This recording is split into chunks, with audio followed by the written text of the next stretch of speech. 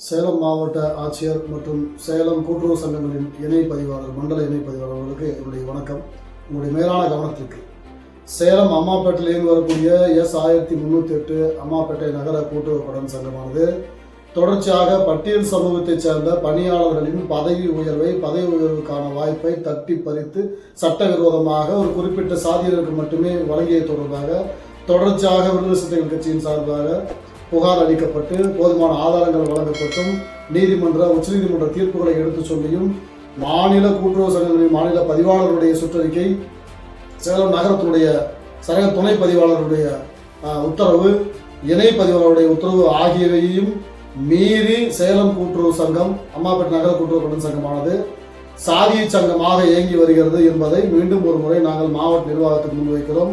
இதில் தற்போது பொறுப்பேற்றிருக்கக்கூடிய மண்டல இணை பதிவாளர்களை சந்தித்து ஏற்கனவே நாங்கள் இதை எடுத்துரைத்துள்ளோம். உடனடியாக அவர்கள் இதை நடவடிக்கை எடுப்பார்கள் என்று நம்புகிறோம்.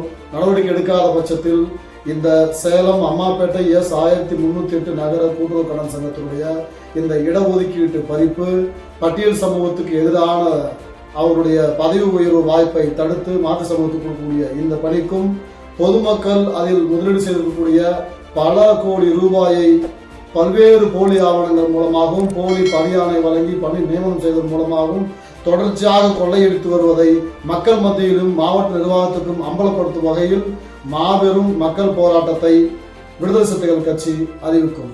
ஜெய் பீம்.